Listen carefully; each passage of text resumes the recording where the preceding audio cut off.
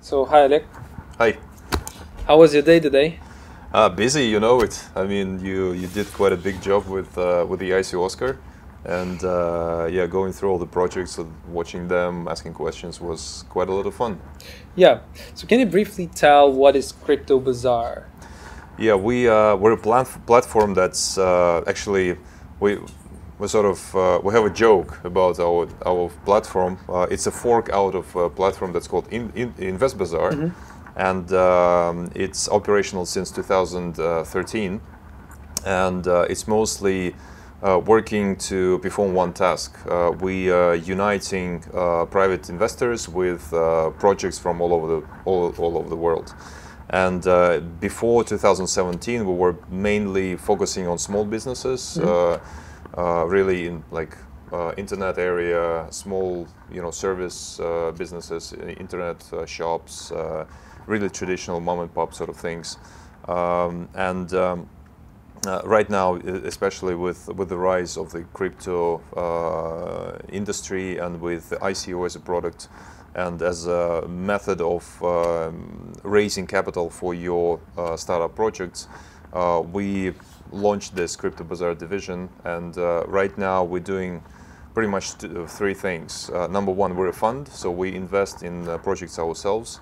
Number two, we help projects to actually build syndicates of other investors, because we have a pool of about 3,500 private investors in our database since 2013.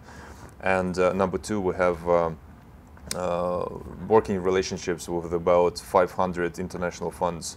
Yeah, we participate in deal flows, and we also send information on the projects that we think are worthwhile looking at. So this the second thing. And third, of course, is we help some of the projects with any sort of marketing support, sending info through our database of subscribers, setting meetings with some funds, so making introductions, and doing roadshows. Of course, you probably know that we do events every now and then in different parts of the world as well. This year we did events in Dubai, in Berlin, in Monaco, New York, Switzerland, and we're running an event in Hong Kong and Moscow towards the end of this year. Yeah, thanks for such a detailed answer. Thanks. And a pretty logical question, but you've said that you were operating since 2013, right? Yeah. With non-crypto funds. Exactly. Yeah. So what's the difference between the non-crypto fund and the crypto fund? So of course, the idea is that there are a lot of interesting blockchain projects, and you can find investors for them. But is there any difference in structure itself? Yeah. Firstly, in the structure itself. Let's put it this way. I mean, I'm coming from the part of being an entrepreneur, right? I mean, this whole thing started because at some point of time when I was raising money for my own projects, it was a big pain in the butt. And that's why I created this platform, just basically trying to solve my own problem. If I would raise money, what would be more helpful to actually do this? So traditionally, when you look into traditional businesses, the whole idea and the whole problem with them is, of course, the whole opportunity for them to grow, really, because most of these small businesses are really about your local environment, your local market. It's your barber shop, or some kindergarten sort of service, or small internet shop, which would probably never become anything considerable, anything big, even like small business. Or I mean, it will probably forever stay as a small business. It will never be like middle size or international corporation sort of size business. But I mean, for companies like that, there is other vehicles of finances, right? So there's credits, there's factoring, there's leasing, there's whatever else, equity deals, of course, of different size that could create a certain liquidity pool for you as an investor. So you know that every month you would get a certain amount of money that will make you more or less, reliable in terms of your living and other expectations. Now, when you move to crypto, it gives you the international scope, number one, because no matter where you are at the moment, you know that it's enough for you to just build your website, build a good team, team of advisors, team of operational people, and do your job right. To raise considerable amount of money on the international landscape, no matter where you are located, in Shanghai, in Vladivostok, or even smaller cities all around the place. And that's a good door opener for really bright people. And that's number one. Number two, for you as an investor, you understand that you have an access to actually a huge pool of very interesting projects that you would otherwise never be capable of reaching before that, because you were not a venture investor. You wouldn't be able to reach that through crowdfunding for some legal or structural issues and whatever else. And with crypto, it's opening like huge doors, and so it's a huge opportunity for both investors and the projects, to raise money, faster, let's say, if you're a good team and you're a good project, and for the investors to get access to bright ideas and bright people, and get additional earnings on the capital, as you can get in venture deals, times 2, times 3, and whatever. You said that it helps, like maybe even monthly, get some funds which you can use in order to take off and invest in development. So, and what's the average portrait, let's call it portrait, of the crypto investor, firstly, and secondly, in comparison with the standard one? Yeah, well, it's a very it's a good question, so I would say, but I should also say that apparently we see the investors only within our network. So it's we're a bit biased, right? We cannot really give you a full picture because we don't see the full market apparently. Now, our guys are pretty much the same guys, because we're running a lending fund since 2013, which is not huge, compared to like international levels, but still comparatively it's about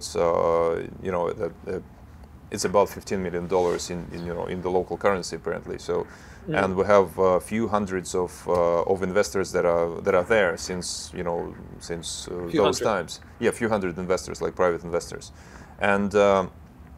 Some of them, little by little, they're converting into crypto and giving it a try there, because they understand that in the lending fund business, it's this stability, it's regulation, according to the Russian standards, central bank and whatever, and it's this monthly, cash flow that you can get, but a certain earning that you can get from this scenario, because it's regulated, you can never get like massive earnings there, of course. Now with crypto, it's a good chance of really getting this, being lucky to get, into another unicorn, and, seeing like fantastic growth within the next year and a half or 2 years. Now, apparently it's a chance, right? So it may happen or it may not happen. So, but it's still, you have this chance. So, whereas with your traditional investment vehicles, you don't have that. Do you already have successful cases, successful startups, which you? Yeah, they're tiny ones. Yeah, we definitely we're a small fund. We just started really a few months ago. But the portfolio that we have, we already have one exit, and it was a successful exit as well. It's a funny story, by the way. It's the company is called Sandcoin. I don't know if you heard of it. Sandcoin, no. Yeah. So it's a company that's it's coming from a very traditional area.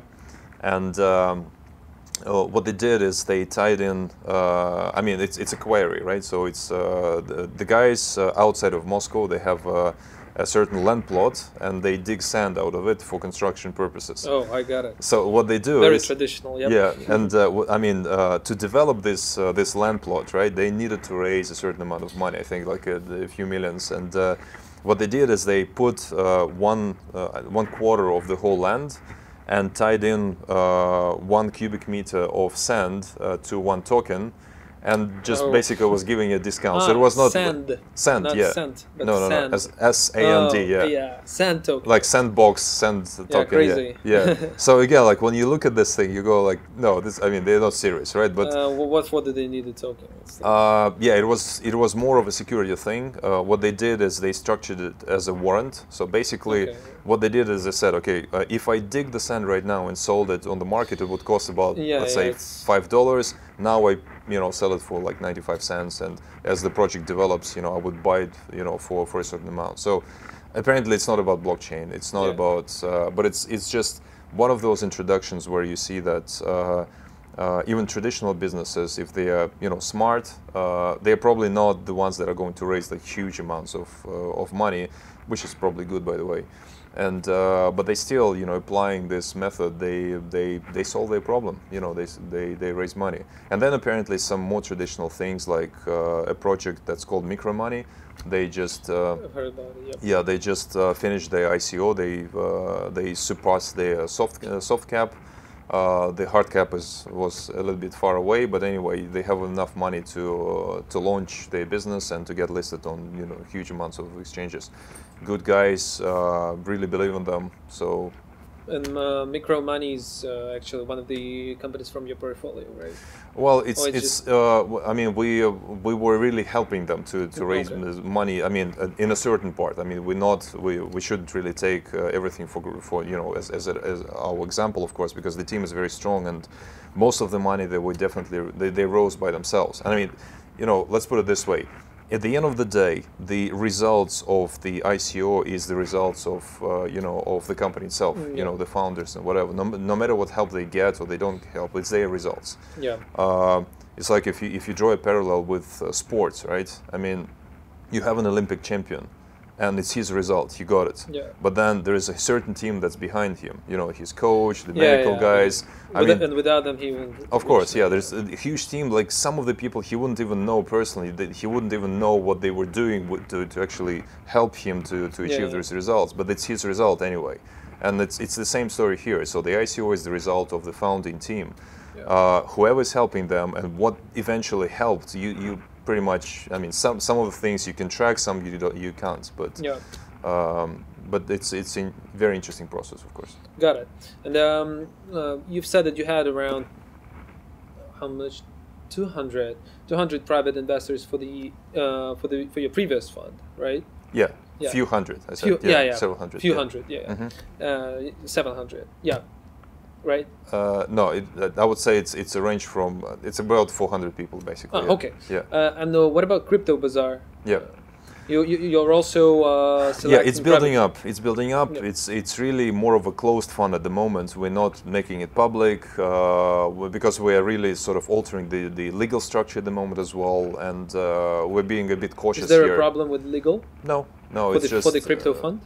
Not really. It's just a matter of really picking, the correct legal sort of environment, the country, What do the you think banking. about Singapore? Good place, but we need to finalize our talks with MAS. So. It's hard. Well, it's. I mean, it's a task, right? So, like when you go to any country, when you talk to regulator, okay. I mean, you have to abide to the certain rules over there. So it's fine. It's part of the game. Yeah. I mean, we already have a company in Hong Kong. We are setting one in Caymans. The banking will be done through Singapore. Through Switzerland. And Singapore is on the map, but we're still, with question marks in terms of investigating. Yeah, it just was interesting to know how legally crypto fund can be set up. Yeah, because it's quite a task, I can tell you. So. Yeah. Especially, but there are use cases, right? So of course, there are a lot of crypto funds already. Yeah. Oh, got it. And what about the partnership? So how is it usually done? So if it is a fund, you are, you said you're not public. Right now, but in future, you're planning maybe to look for partners like in other funds, because as I know, big funds, they're all doing of course, investments together. Public meaning like we are not public or not public. At the moment, by saying that we're not public, what I mean is that we're not really in active search of investors who would give us money for management, right? So we're not really raising money for ourselves. We have it enough. We have enough pool. I mean, quite big pool, let's say, that is sort of growing, giving us money to grow our assets at the moment. So we're quite comfortable with that. Now, of course, we have offers. Eventually, with some of them, a few of them will probably strike some deals and so on. So that's one part. In terms of the partnerships, we're very open to partnerships, and like I said, we had you probably referred to the number of funds that we're partnering with at the moment. We have about 500 international funds that we with some of them we have very close relationships. With some we're just building them, warming up and stuff. But the whole idea there is, of course, to build a stable flow of deals, to make sure that on a weekly basis, we exchange projects that are coming through whatever, location that the project is coming, to make sure that we can get, access to those nice teams, nice ideas at the very early stages, so that we could help them, with money, with networks, and whatever else. Because, I mean, no matter, as it always happens, no matter how many projects you see, it's always it's always a big hunt for the big ones and for the good ones, for the good teams.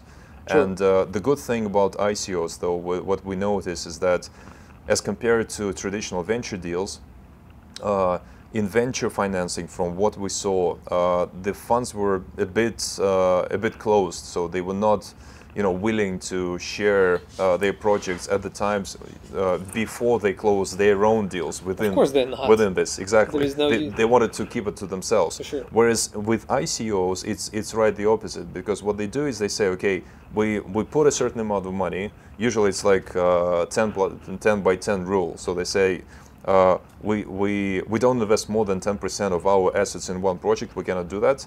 And we don't invest the amount which is more than 10% of the total amount that the company is raising. So that gives you a certain spread, through the projects, and is spreading your default level as well. So that's why, even if you find a good project, you absolutely would share it with the other people. Others. Yeah. And that's a huge opportunity for investors and funds. That's why we are really, we're sharing our deal flow. We are happy to join, some of the deals of the other funds. So, yeah. And the last question: do you believe that ICO is becoming a venture story rather than a crowd sale? Very good question. I mean, I'm sure you also noticed that at least for the last few months, especially now that you have this craziness with Bitcoin. Down. Yeah. Well, I mean, let's put it this way: your crowd that was involved and still is involved in ICOs at the stage of ICO, which is really about crowdfunding, right? I mean, the same methods. It's more of a speculative sort of interest. Interest and nature of the whole idea. So apparently you have competition for your speculation, and when you see more liquid, more stable in a way alternatives like Bitcoin at the moment, which is growing like crazy because of the forks, because of the announcements of ETFs and whatever. I mean, apparently it doesn't make sense for you to really consider some ICOs, which you really have to be cautious about. It's a venture deal, long term, whatever. Very risky. Exactly. Whereas here you have an asset, which is at least half of the total crypto market capitalization, actually more now, I think. And it's very liquid, so you can buy and sell quite comparatively easy, and it's growing like crazy. So apparently it's a big competition for the ICOs at the moment, no matter what you do. Will it change or not? Apparently it will at some stage, when the all of the institutional investors would at least start going into the industry, and the rally would more or less stabilize, and then the venture deals would actually give more perspective in terms of earnings on the investments. But given the situation at the moment, of course, more and more deals are going to the pre-sale stages. Yep. So that there's more and more capital is being attracted at this stage, with private talks, with funds, with private investors, and so on. So yeah, it does resemble sort of type of venture deals, but not in the sense of the terms. Because if you still have a project and you go to your venture fund, they would squeeze your your nice parts, and with big shares, with big terms in terms of what you have to do. If you don't comply, what will happen to your company and whatever. So the terms are much tougher. Whereas if you make your company the same sort of project, but create a crypto economy within it somehow, and it, making sure that it makes sense, of course, you would get radically different terms, like radically better terms than in traditional venture. But still, it's one-to-one talks to all these funds, still, and still. I would agree with this. Thank you so much for the interview. And, thank you. And congratulations on the great show. It was thank you. Very Maybe good. you can tell something about the show. Did you like it was no, it was great. I mean, look, seriously, you guys did a very, very good job. I know it's very tough. I mean, us as organizers of events ourselves, it's to line up a certain amount of very good, very high quality speakers for 2 days in a row. Get all these people, fly to you from different parts of the world. Now that the competition for events is getting tougher, I know there's like a few of them happening now in 5 at the same day. Exactly, and quite considerable ones as well. And so yeah, you guys did a great job, I would say. So yeah, I hope that we'll cooperate in the future as well, because repeatedly you just prove yourself to be one of the leaders in the industry. So thanks for that. Yeah, thanks for your kind words, and let's keep in touch on that. I agree with you. Cool. Thank you. Thank you. Yeah, thanks.